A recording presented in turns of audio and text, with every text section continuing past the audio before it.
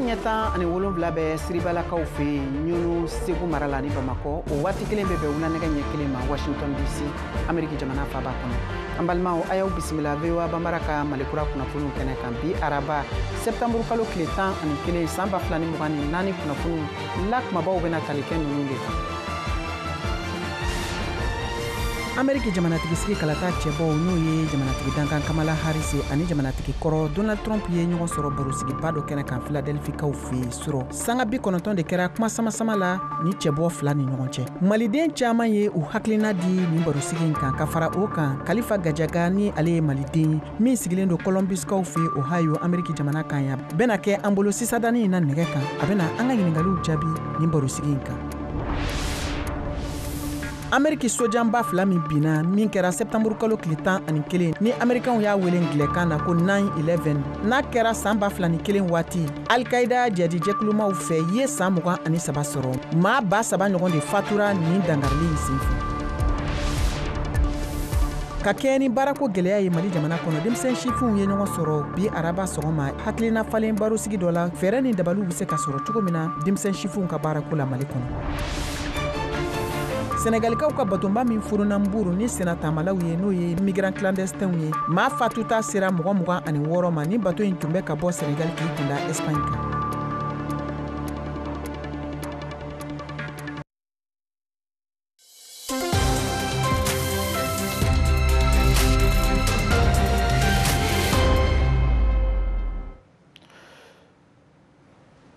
Suro tarata sufɛ ka dugujɛ bi araba la Ameriki jamanatigi sigi kalata barosigiba u kɛra Philadelphikaw fɛ jamanatigi dankan Kamala Harris ani jamanatigi kɔrɔ Donald Trump ni ɲɔgɔn cɛ sanga 90 ɲɔgɔn kɛra ni maa fila ka ɲɔgɔn sama-sama la min kɛra ABC jabarani so kan VOA banbara tɔgɔla Mohamed Touré. Kamala Harris. Démocrates ka jamanakuntigi dankan ni républicain jamanakuntigi kɔrɔ ye bolo di ɲɔgɔn ma k'u to podium kan National Constitutional Center la Philadelphie nka kabini a daminɛ na ni ɲɔgɔn kuma ɲɔgɔn ninnu tun kalayara cɛbɔ fila ninnu cɛ minnu ye ɲɔgɔn jalaki ko u ye nkalon tigɛ sange 90 bɛɛ kɔnɔ. She doesn't have a plan. Take a look at her plan. She doesn't have a plan. Well, as I said, you're going to hear a bunch of lies, and that's not actually a surprising fact. Kamala Harris ko Donald Trump ye Amerik bla soroba ɲagami la. O kɔfɛ Trump min si bɛ san 78 la y'a wele ko Marxist. She's a Marxist. Everybody knows she's a Marxist. Her father's a Marxist professor in economics. Wa a y'a jira fana ko ale ni jamanakuntigi Joe Biden y'a to mɔgɔ miliyɔn caman ka na an ka jamana kɔnɔ ka bɔ kaso bon ni hakilibagatɔ minɛni yɔrɔw kɔnɔ ani hakilitanw ka lafiɲɛbɔyɔrɔ la. Trump ka jalaki do firifiri ka sɔrɔ ka segin ka lagosi k'a yira ko ale ye kojugubakɛla jalakilen ye k'a wele ko dantigɛli la. U ka ɲɔgɔn kuma falen-falen bɛɛ la bonya tun ɲɛsilen bɛ kɔnɔtiɲɛ ma ni Trump y'a jira ko k'a sɔrɔ a bɛ ka kɔnɔtiɲɛ hakɛw ban foroba jamana n'o ye federal gouvernement fɛ a b'a fɛ mara kelen o kelen bɛɛ k'a yɛrɛ ka politiki labɛn. Harris y'a jira k'ale bɛ ka nkalonkulu dɔ fɔ wa k'a fɔ ko Trump ka politiko o ye Amerik muso mafiɲɛyali ye. Diɲɛ dungɛn kan Kamala Harris y'a ka républicain ɲɔgɔndankɛla Donald Trump jalaki ko ale ye diɲɛ ɲɛmɔgɔw ka ɲɛnajɛ fɛn ye wa ko a bɛ se ka yɛlɛma bolo kɛ fangafinbagaw fɛ u ka jabɔ ɲɔgɔn kuma ɲɔgɔn fɔlɔ sen fɛ Amerik jamanatigi si ka kalata kama. That these dictators and autocrats are rooting for you to be president again because they're so clear. They can manipulate you. Ata fanfɛ républicain cɛbɔ Donald Trump y'a jira ko Israel bɛna tunu a ɲɔgɔn danna Kamala Harris ka jamanakuntigiya kɔrɔ. She hates Israel. If she's president, I believe that Israel will not exist within 2 years from now. And I've been ka kɛɲɛ ni sariyaw ye o sɔsɔli min tun bɛ mɔgɔ kɔnɔna fili kosɛbɛ o kɛra ka sɔrɔ foroba lamɛnnikɛlaw ma sɔrɔ.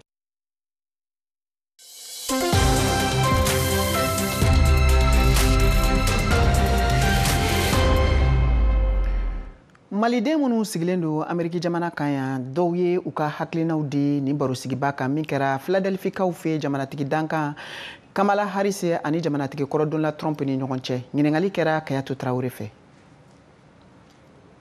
Ne ye Madame Ba Fatoumata Diarra ye sigiro beni do New York ma ne Conseil supérieur de la diaspora malienne fédérale présenté ye États-Unis yanno aywa anyanga dibala mesuro a candidat flani nyogonche républicain ni démocratique candidat ni nyogonche ne ko ne haklina ye anga ni fanga inka se kadi musolakaw ma sabula kabi Amerique yɛrɛ sigira musolakaw ma fanga sɔrɔ yan fɔlɔ musolakaw sera ɲɛfɛ ko caman na min ma fanga sɔrɔ an y'a ye k'a fɔ fana Kamala Harris kunu a ka kumaw kɔnɔna na vraiment a ye hakilinasigi caman di mɔgɔw ma a ye hakilinasigi di mɔgɔw ma baarako la a ye hakilinasigi di mɔgɔw ma k'a fɔ a bɛ fɛ Amerikɛnw ka so sɔrɔ nɔgɔya la a ye hakilinasigi caman di mɔgɔw ma k'a fɔ a bɛ fɛ ko jamana ka se ka taga ɲɛ immigration ka se ka yiriwa ka se ka nɔgɔya kɛ immigration sira fana kan donc a ye fɛn caman yira min ye hakilinasigi ye ni musolakaw kɔni sera ka tɛmɛ ni sen vraiment a bɛ diya n ye. Ne tɔgɔ Kader Tunkara ne sigilen bɛ Washington DC an ye débat namɛ sɔrɔ vraiment kɛra débat ɲɛnamaba ye an ka jamanatigi fila olu de bɛ kan ka u kan bɔ présidenya nɔfɛ donc ne kɔni b'a ɲini bɛɛ fɛ aw ka lamɛn ni hakilisigi ye aw ka bɔ ka voter kosɛbɛ parce que an sigilen bɛ yan de an n'an denw n'an ka mɔdenw mɔgɔ dun bɛ yɔrɔ min na yen de taga yɔrɔ ye o de sigiyɔrɔ fana ye donc ni débat ni kɔni a kɛra débat ɲumanba ye i t'a dɔn a fila la yɛrɛ i bɛ min ta mais n'an ka hɛrɛ bɛ min t'a la vraiment ani ka mankan bɛɛ bɔ diɲɛ kɔnɔ ka sabati la na an b'o de ɲinina hali bi ala k'a ɲɛ ka d'an ma ni jamana ka hɛrɛ bɛ mɔgɔ min kun ala ko o kɛ jamanakuntigi ye merci beaucoup. Ka kɛɲɛ ni Amerikɛnw ka ni jamanatigisi kalata barosigiba ye min kɛra Philadelphikaw fɛ yen an tun ye a lase aw ma k'a fɔ ko VOA Banbara ye wele bila Kalifa Gajaga ma maliden don min sigiyɔrɔ bɛnnen don Columbus ma Ohio ale b'an bolo ni waati na nɛgɛ kan a bɛna ka na an ka ɲininkaliw jaabi. Monsieur Gajaga i n'u la. Ante Mariam i ka kɛnɛ. Bisimila. Ayiwa an bɔra ka laseliw mɛn ani ka fara barosigi kan min kɛra jamanatigi dankan Kamala Harris ni jamanatigi kɔrɔ Donald Trump cɛ nin barosigi min kɛra Philadelphikaw fɛ sɔrɔ e ye mun faamuya la? Faamuyali caman bɛ sɔrɔ la alhamdulilayi rabbil alamina nin ye leçon caman de ye mɔgɔw ka min faamuya min b'a yira k'a fɔ ko Amérique ka démocratie nɔgɔ foyi t'a la d'abord cɛ ni muso u ye ɲɔgɔn sɔrɔ débat la a filanan vice-présidente o tun tɛ o wolola yan sa mais a parents tɛ yankaw ye bon yɔrɔ caman na mɔgɔw b'a fɔ i ye nin siya in ye i tɛ nin jamana mɔgɔ ye bon o tɛ Amérique yan Amérique de ye dugu ye i bɛ se ka i parents bɛ se ka bɔ yɔrɔ wɛrɛ mais n'i wolola yan i bɛ se ka kɛ sababu ye ka président i y'a magɛn k'a sɔrɔ i n'a fɔ Obama y'a sɔrɔ cogo min mais débat yɛrɛ vraiment a débat diyara kojugu a ɲɛna yɛrɛ a kɛra mɔgɔ sugu fila ka débat ye u ka débat cogow tɛ kelen ye u hakilila cogoyaw tɛ kelen u labɛn cogow ma kɛ kelen ye ne y'o de faamuya nin débat in kɔnɔna na. Ayiwa e yɛrɛ fɛ kuma latigɛ tɛ Kamala y'a daminɛ ni k'a bolo di Trump ma hakilila o balila Trump la o kɛra fɛn min diyara mɔgɔw ye kosɛbɛ ne hakili la. Ayiwa e yɛrɛ ye jateminɛli jumɛnw kɛ danfara jumɛn de donna ɲinan barosigi cɛ ni san 2020 o ta cɛ? Bon danfara komi o kɛra a mɛnna dɔɔni mais ne hakili tora min na kɔni o y'a sɔrɔ Biden tun tɛ ni si mɔgɔkɔrɔba ye 2020 y'a sɔrɔ fanga b'a la a hakili ka ɲi o ni a ka min kɛra juin kalo la o tɛ kelen ye o débat in na a ye Trump vraiment a ye ɲɛ sɔrɔ mɔgɔw dara la o de la k'a sigi bon sur débat in bon mɔgɔ tɛ se ka fɛn fɔ a la mais a bɛ ko Kamala tun labɛnnen don ka tɛmɛ Trump kan débat yɛrɛ la i n'a fɔ mɔgɔw b'a fɔ k'a structurelen tun don a kelen bɛ k'i labɛn ka fɛnw sigi ɲɔgɔn kan faamuyali bɛ sɔrɔ min na ordre tun b'a ka kuma cogo la bon Trump tun bɛ kuma a ka kuma bɛ taa a bɛ yɛlɛ bon donc ale ma labɛn débat kama il me semble kosɛbɛ burujali tun b'ale ta la kosɛbɛ ka tɛmɛ kuma yɛrɛ kan quoi ne ka faamuyali kɛr'o ye o kɔrɔ tɛ n bɛ ka mɔgɔ lafasa dɛ mais ne ka faamuyali de kɛr'o ye. Ayiwa farafina gunkana den minnu bɛ Ameriki jamana kan yan ni yamaruya b'u bolo ka se ka kala ta ni kalata in na e yɛrɛ fɛ olu bɛna kala ta a fanba ka taa fan jumɛn de fɛ ni an ye ɲininkali d'i ma misaliya la? Bon ne kɔni komi ne bɛ Ohio yan n bɛ to ka voyager parce que ne fana ye consultant de ye n bɛ voyager n bɛ baara kɛ gouvernement fɛ ka taa tribunaux la ka taa mɔgɔw ka kumaw lase donc n bɛ voyager n bɛ kuma n bɛ maliyɛn ni farafin minnu sigilen bɛ yan n bɛ kuma a caman fɛ bon a tilannen don fila ye bon mais fanba b'a fɔ ko Trump ka waati la ne taara o b'o fɔ kuma la ko wari tun bɛ sɔrɔ ko économie tun ka ɲi ko kama k'olu bɛ fɛ Trump ka na ne b'o mɛn mɔgɔ caman da mais mɔgɔ caman fana b'a fɔ ko ko vraiment ko nin ye farafin ye muso de don fana vraiment Amérique k'a yɛrɛ k'a fɔ k'a ye démocratie yɛrɛ ko o la muso kana ko fana ka ɲi donc a tilannen don fila ye mais min kɔni bɛ n ye min faamuya mɔgɔ caman b'a fɔ ko Trump ka taa ko wari tun bɛ circuler kosɛbɛ ko économie tun ka ɲi bon en tout cas an ka barolasigi ninnu caman na denmisɛnninw b'o fɔ fanba b'o fɔ mais fan dɔ fana bɛ yen o fana bɛ risque kanu la donc a fila bɛɛ garisɛgɛ bɛ yen ne hakili la tant que élection ma se mɔgɔ tɛ se k'a dɔn yɛrɛ jɔn bɛna passer. An ka foli b'i ye nin tun ye Kalifa Gajaga ale ka laseli ye maliden don min sigilen don Columbus Ohio. Ka tɛmɛ ni Malikura kunnafoniw ye an bɛ taa New Yorkikaw fɛ Amérique sojanba 2 min binna New Yorkikaw fɛ septembre kalo tile 11 san 2021 ni u ka angilɛkan na ko 9/11 bi araba kɛra o san 23nan o ɲɛnamayali ye hakililajigila a yirala k'a fɔ ko nin dangarili wale in kɛra Al-Qaida jadijɛkulumaw fɛ mɔgɔ ba 7 ɲɔgɔn de bɛ yen minnu bɛɛ lajɛlen ni fatura nin dangarili in senfɛ. kabiri o waatiw la taabolo gɛlɛnw de bɛ ye san o san maa minnu ye kasara sɔrɔ septembre kalo tile 11 Amérique jamana kɔnɔ yan olu ka denbayaw fanfɛ minnu bɛ tasibila kɛrɛnkɛrɛnnen kɛ ka taa u ka maafatutaw ma ne ma deli k'i ye nin ye yɛlɛma ye bakuruba la Ground Zero la min kɛra nin yɔrɔ kura in tɔgɔ ye n'o tun ye nin sojanba 2 jɔyɔrɔ ye yen yɔrɔ de la maa minnu fatura Amérique kasaraba n'o ye septembre kalo tile 10 many of the steps that we recommend will help prevent such a disaster from ever happening again. We shouldn't need min ma kɔrɔlenba don Amérique jamana kan yan tɔgɔ dɔw bɛ yen minnu bɛ kalan ni kan na yɛlɛli ye i n'a fɔ den fitininw denmisɛn sifinw maakɔrɔbaw minnu bangera nin kasara in kɔfɛ salon denmisɛn sifin mɔgɔ 18 olu de ye sɔrɔli kɛ a san yɛlɛma ɲɛnajɛli baaraw la min bɛ wele ko cérémonie de commémoration min laseli kɛra kalanikɛla mɔgɔ 1400 fɛ denmisɛnnin caman de makɔnɔlen don bi minnu bɛna tali kɛ ɲinan septembre kalo tile 11 o san yɛlɛma kun bɛ tasibilaw la a dɔw ye denmisɛnninw ye minnu mansaw ye kasara sɔrɔ a dɔw yɛrɛ bɛ yen olu mansa musomanw tun lajɔlen don u la tuma min na u faw ye kasara sɔrɔ a denmisɛnnin fitinin minnu bɛ bɔ ka laseli kɛ dɔw ye u balimamusoden cɛmanw musomanw walima u mɔdenw ye minnu ye kasara sɔrɔ ni sojanba 2 bindo olu kɔni ye tiɲɛ lasɔrɔli kɛ tarigu kɔnɔna la foto dɔw bɛ yirali kɛ ni tasibila kɛrɛnkɛrɛnnin ye ka kɛ nin denbayaw fɛ minnu somɔgɔw ye kasara sɔrɔ septembre kalo tile 11 kɔni tɛna bɔ maa si hakili la min bɛna yɛlɛma n'a bi kɛ ni tasibila kɛrɛnkɛrɛnnin ye ka taa a ma kasaratɔw ma minnu bɛɛ lajɛlen ni tora septembre kalo tile 11 o kasara la a kɛra don kɛrɛnkɛrɛnnin de ye min ma bɔ maa si kɔnɔ ko wa ko min tɛna bɔ maaw kɔnɔ diɲɛ yɛrɛ kɔnɔ bawo k'a jatilen don i n'a fɔ sinkomina lakileni n'o bi wele nansarakan na ko souvenir a bɛɛ de i n'a fɔ ka taamɛnɛ yankan nin kɛra Alain Aldiki n'a si ye san 13 ye ale ka laseliw ye a ye tasibila kɛrɛnkɛrɛn ka taa mɔkɛ ma ani ka fara mɔgɔ camanba wɛrɛw kan minnu bɛɛ lajɛlen ye kasara sɔrɔ ni nin bɛna kɛ o san 20 kɔ ye n'a laseli kɛrɛnkɛrɛnnenw kan ka kɛ bi araba nin bɛna an na don an ka jɛmukan tako 2nan hukumu kɔnɔ an b'a ɲini aw fɛ aw ka to an ka radio fiɲɛsiraw ani jabaraniso kan aw kan bɛ sɔnni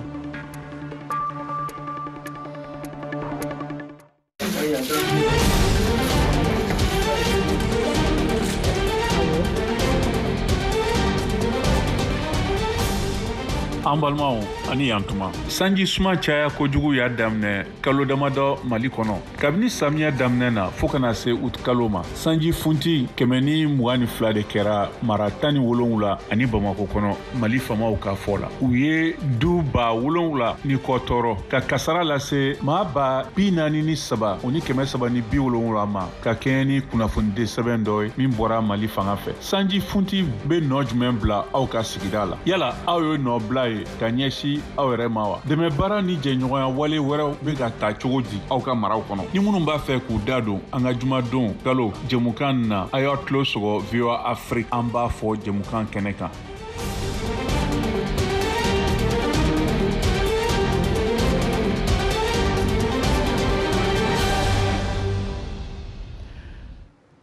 an an balimaw an ka foli b'aw ye a y'aw bisimila aw bɛ ka VOA Banbara ka Malikura kunnafoniw lamɛn nin waati in na a ka jabaraniso ni arajo fiɲɛsiraw kan ka tɛmɛ ni kunnafoniw ye an bɛ taa Segu mara la barosigi belebele dɔ kɛra denmisɛn sifinw fɛ ka kɛ ni baarako gɛlɛya yɛrɛ ye Mali jamana kɔnɔna la a yirala k'a fɔ ko nin barosigi in kɛra kunun tarata Segu mara kɔnɔna la VOA Banbara ka lasilikɛla Jeni Alibert ale tun b'o kɛnɛ kan ka fo siri sifinw ka tungafɛta la I jango tali sira cɛjuguw fɛ o kɛra sigi dɔ kun ye min hakilina ɲuman bɔra Organisation Internationale de la Migration na n'a baaraw nun donna an fɛ Segu lajɛ in kun ye ka fɛɛrɛ don denmisɛnninw kɔrɔ min b'a to u bɛ se ka hakilinaw ta ka baaradaw dayɛlɛ u yɛrɛ ye u sigiyɔrɔw la Dirisa Balo ale ye conseiller technique ye ministeriso la min ka baara ɲɛsinen don baarakow ma. Bon, salon ni bɛna salon daminɛ salon bɛ I b'a jateminɛ fɔlɔ ka dɔn a bɛ kɛli occasion min kɔnɔna na salon ni a san 2 filɛ na ni OIM ani agence italienne de coopération et développement bɛ ɲɔgɔn fɛ kun foyi t'a la an ka denmisɛnninw bɛ yan cogoya min b'u bali u ka doni cɛ tɛ ka taa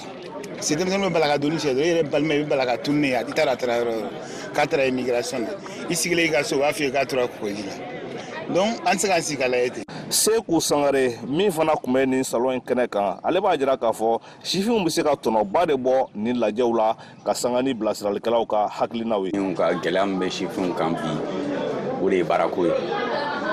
baarako gɛlɛya o ma dogo mɔgɔ si la bon OIM ye salon in kɛ parce que a jateminɛ na k'a fɔ baarako gɛlɛya fɛ denmisɛnw ka taama ka ca u ka tungafɛ ta ka ca parce que baara tɛ yen u yɛrɛ ka jateminɛ na ko baara tɛ yen donc ni dun y'a jateminɛ k'a fɔ hali n'o y'a sɔrɔ ko baara tɛ yen opportunitéw bɛ yen an bɛ jamana min kɔnɔ baara opportunitéw bɛ yen projets bɛ yen minnu bɛ opportunitéw di mɔgɔw ma. Nafaba de bɛ nin lajɛ la sabu a n'a to sifinw ka to u sigiyɔrɔw la ni ka u hakiliw jagabɔ ka baaradaw dayɛlɛ u yɛrɛ ye Amadu Tarawele ale ye secrétaire administratif ye OIF la Segu. Kɛn yɛrɛ ye baara gouvernement malien yɛrɛ y'o don bala Mali kɔnɔ yan walasa an bɛɛ bɛ se ka bolo minɛrɛ sɔrɔ an yɛrɛ ye donc Segu ni Kayi de ye nin programme bénéficier pour l'instant ni OIM ka nin baara bolodalen in na donc nafa mun b'a la nafa in kɔni tɛ se ka fɔ ka ban puisque an bɛ ka dege jɛgɛ minɛ cogo de la sisan ni yɛrɛ degera jɛgɛ minɛ la mɔgɔ t'o tɔ fɔ I yɛrɛ ɲɛna ni mɔgɔ minnu ye entrepreneuriat ɲɛ sɔrɔ olu mɔgɔ foyi tɛ saratalaw la sisan saratalaw yɛrɛ de bɛ taa olu nɔfɛ. Nin sifinnaka in fana ka fɔ la ale nisɔndiyalen dalen don a la k'a fɔ sigi in kɔfɛ u na tɔnɔbɔliw kɛ ani u na somasamaw sɔrɔ min bɛ kɛ siniɲɛsigi ye u bolo Hashim Kulibali. Bon vraiment bi salon in an nisɔndiyara kosɛbɛ parce que déjà an ye fɛn dɔ ye min y'an nimisi wasa parce que min ka gɛlɛ o de ye ka repère ou ka exemple dɔ ye an ye jeune entrepreneur dɔw ye déjà minnu réussira et puis an y'a ye k'a fɔ fana structure bɛ yen structure minnu n'u bɛ jeunes dɛmɛ entrepreneuriat sira kan ka taa se projet caman ma an y'o rencontré u ye fɛn minnu fɔ an y'a dɔn k'a fɔ ni nin sira ninnu ni an ye ninnu minɛ an b'a dɔn caman bɛ bɔ vraiment jeunes b'u kɔ dali min kɛ Kogoji la caman bɛ bɔ o la. Ni salon régional de l'emploi tako filanan ye minnu donna an fɛ Segu a na to sen na fo nin kalo tile 11 ɲinɛta bɛ hukumu min kɔnɔna la o de ye sifinw sen donni u yɛrɛ ka sɔrɔw la min b'a to tungafɛta sira cɛjugu fɛ o bɛ se ka dabila Jeni Albert VOA Banbara tɔgɔ la ka bɔ Segu. Na sira wɛrɛw fɛ an bɛ taa ni kunnafoniw ye farafina gunkana ni diɲɛ fan wɛrɛw fɛ Senegal sena taamaden minnu ni olu bɛ taa Kogoji sira fɛ n'a bɛ wele ko migration clandestin olu ka batonba min forona Mburu u bɔtɔla k'u kunda Espagne jamana kan mɔgɔ fatuta hakɛ u sera mɔgɔ 26 ma VOA Banbara ka kunnafonidila ka bɔ Dakar Naman Jara ale b'o lase.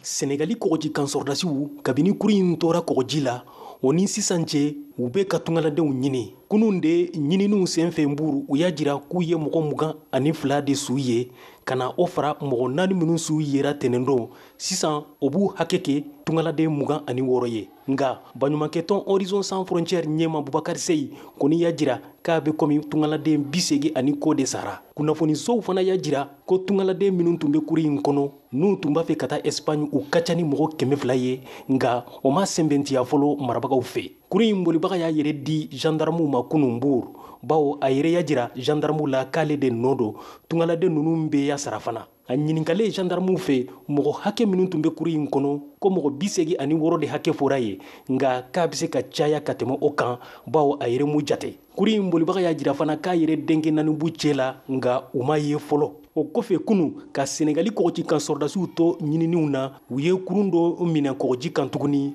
tungaladen 37 tun b'a kɔnɔ n'u fana tun b'a fɛ ka taa Espagne. Senegali jamanaden 16, Guinée 15, Côte d'Ivoire 1, Guinée Bissau 1 ani Gambie mɔgɔ 4 olu de tun bɛ kuru in kɔnɔ. Tɛnɛndɔn Saint-Louis dugu la kɔgɔji kan sɔrdasiw y'a jira fana k'u ye tungaladen 421 de minɛ. Nama Jara, Dakar, VOA Bambara. Amta Koriwar jamana kan u ka nɛgɛ baarakɛla minnu bɛ Abubu sɛgɛsɛgɛliw y'a yira k'a fɔ ko olu ka baarakɛminɛw bɛɛ lajɛlen gɛnna ka wuli ka bɔ u sigiyɔrɔw la min kɛra tarata tɛmɛlen a yirala k'a fɔ ko wulikajɔ kɛra Abubu mairie ani u ka finitigiw fɛ ka a baarakɛlaw caman gɛngɛma k'u lawuli ka bɔ u sigiyɔrɔw la VOA Bambara ka kunnafonidila Alpha Ka bɔ Abidjan.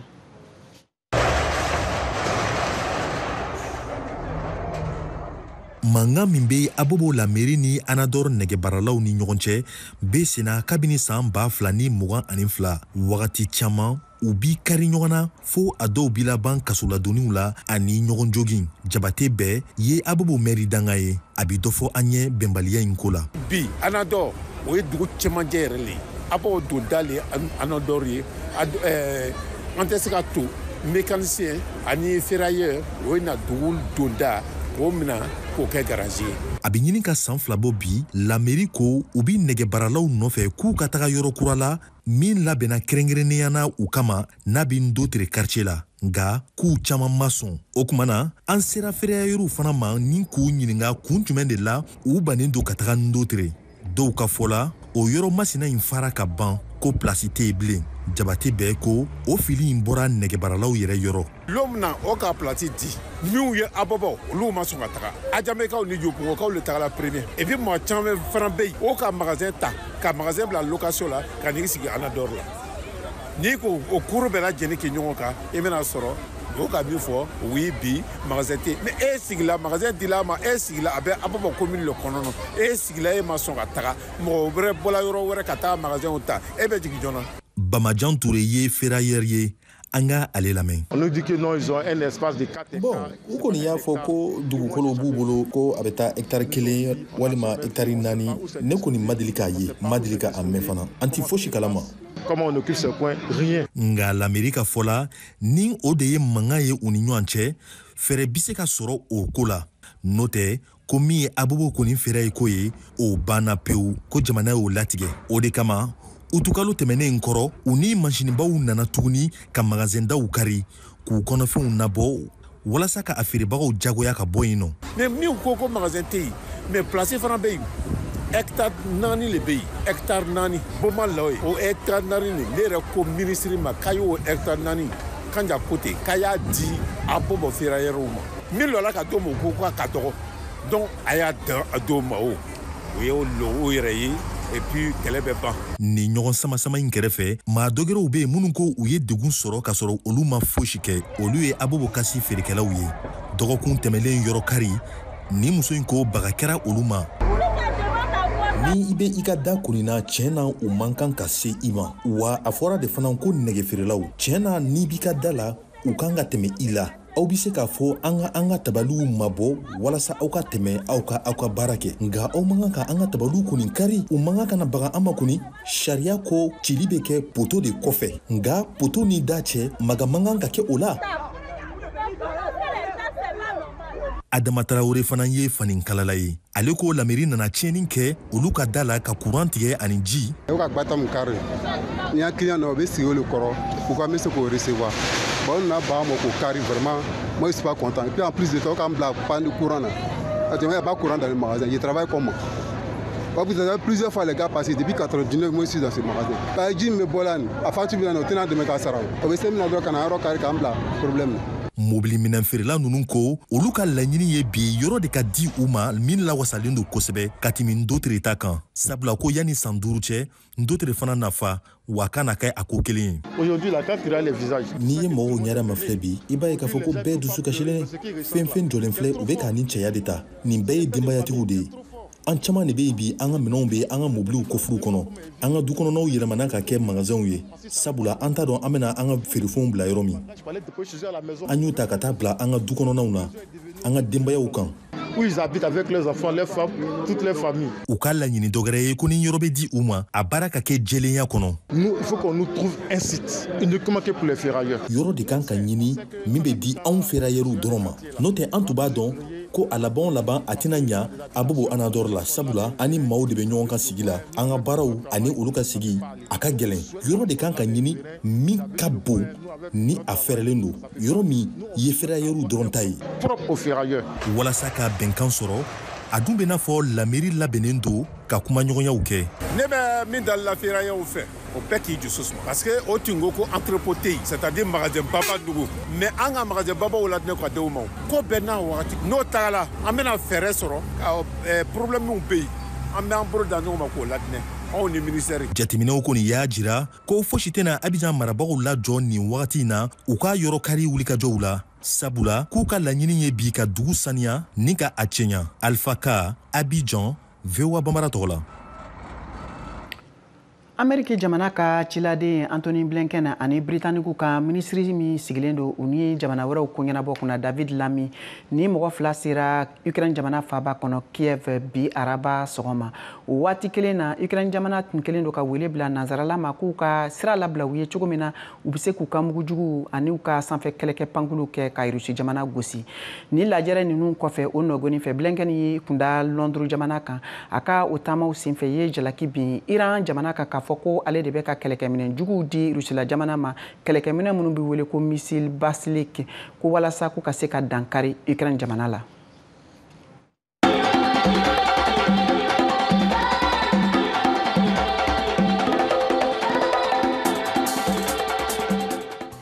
ka da nin kan sisan Saka Tarawele ka farikolo ɲɛnajɛ kunnafoniw an k'o lamɛn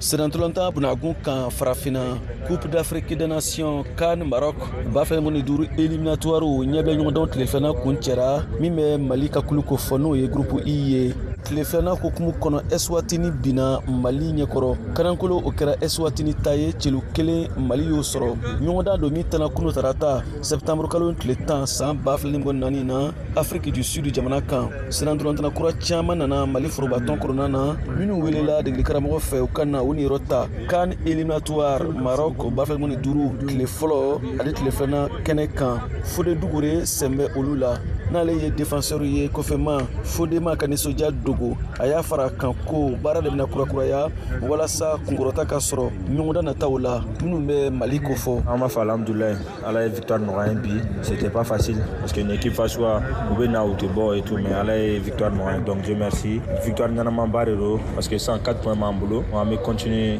ka prochain match